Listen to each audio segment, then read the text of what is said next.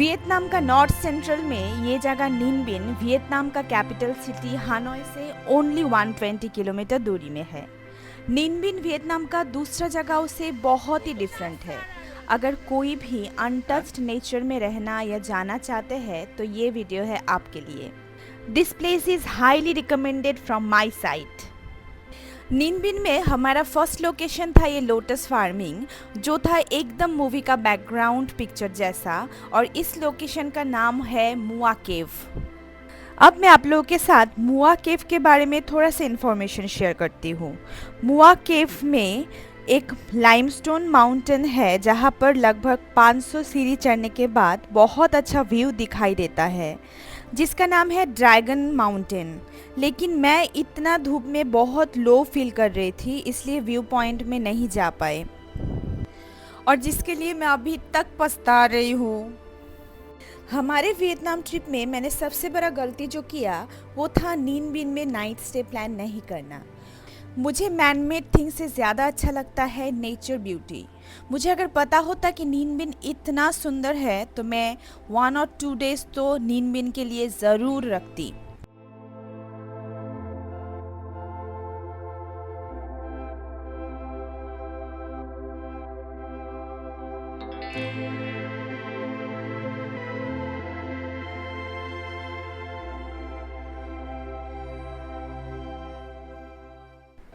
View point नहीं जा पाई, लेकिन मुआ केव में ये सब जगह हम लोग अच्छे से एक्सप्लोर किया, ढेर सारा पानी पिया और काफ़ी मज़ा आया।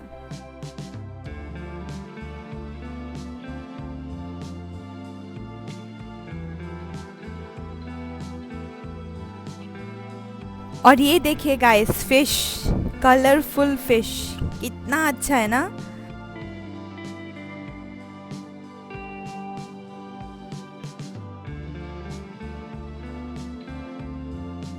मुझे बॉन्साई बहुत पसंद है, और मैंने नोटिस किया वियतनाम का हर एक टूरिस्ट डेस्टिनेशन में बहुत सारा बॉन्साई रखा हुआ था, और वेल मेंटेन्ड भी है भाई।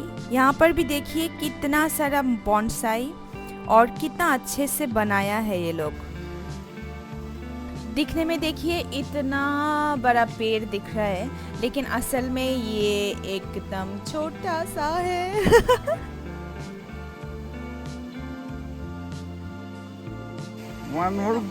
देखे थे कितना हाथ से पकड़ सकते हो क्या? हाँ, पेड़ को। वाह, पेड़ को पकड़ लिया इसने।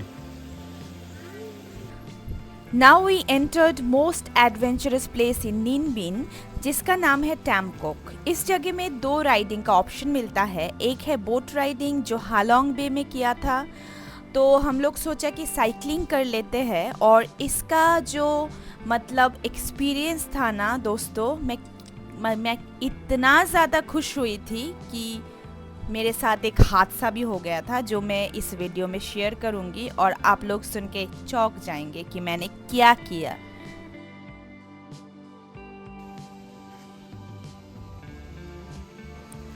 आप लोग पहले बोट राइडिंग करके उसके बाद भी साइकिलिंग कर सकते हैं, क्योंकि बोट राइडिंग का एक्सपीरियंस भी बहुत खूबसूरत होता है।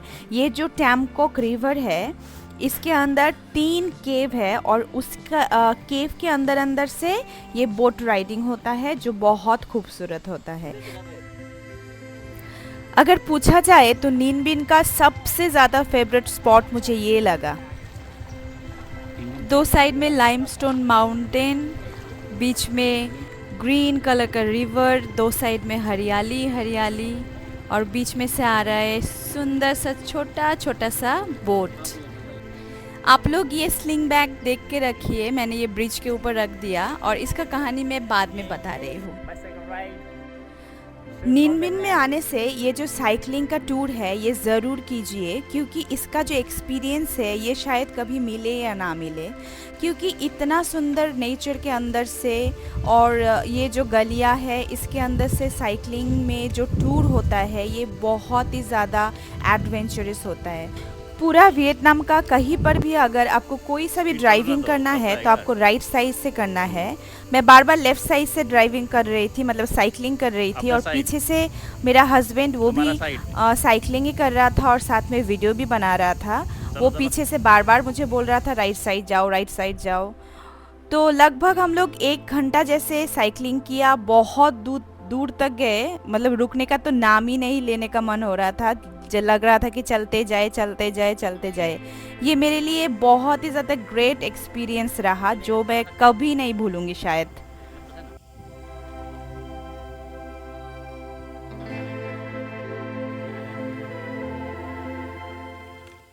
यहाँ पर मतलब टैमकॉक पहुँचने के बाद ही रोड के साइड में ही बहुत सारा होम स्टे, रिजॉर्ट, होटल्स ये सब मिल जाता है। और सब जगह में ये लोग बाइक, स्कूटी, साइकिल ये सब रेंट में देता है। तो हम लोग भी एक होम स्टे से पर आवर के हिसाब से ये 2 साइकिल ले लिया था। और 1 घंटा के लिए हम लोग को INR 30 रुपीज़, जो बहुत ही सस्ता है, उसमें मिला था। तो 1 घंटा जैसा पूरा साइकिलिंग किया।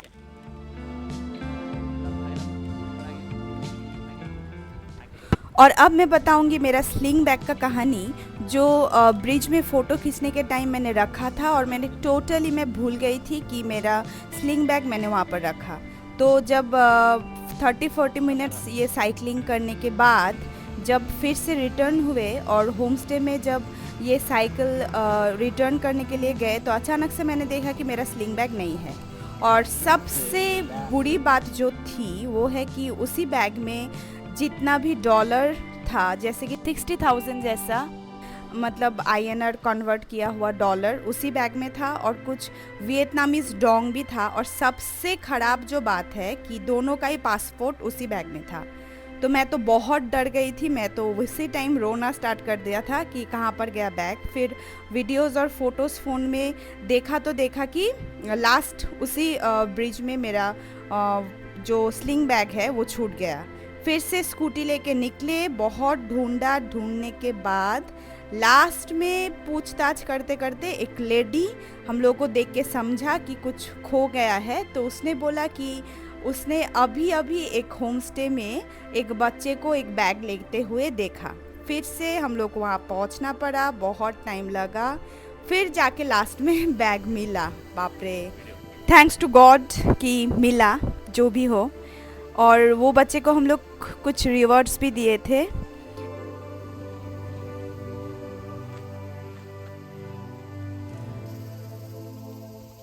लेकिन एक बात बोलना ही पड़ेगा, वियतनामीज लोग बहुत अच्छे होते हैं। और ऐसे ही कुछ अच्छा और बुरा एक्सपीरियंस लेके हम लोग फिर से दानांग का बस के लिए वेट करने लगे, और अभी उठ गए दानांग के बस में। ये था ओवरनाइट बस, और मैं दिखाऊंगी अभी बस कैसा था और बस का टूर कैसा लगा। बस में उठने के बाद भी बैग खोने का जो ट्रॉमा मेरे ऊपर था वो जाने का नाम ही नहीं ले रहा था। अभी भी सोच के ही डर लगता है कि बैग खो जाने से, सचमुच में अगर पूरा खो ही जाता तो हम लोग क्या करते।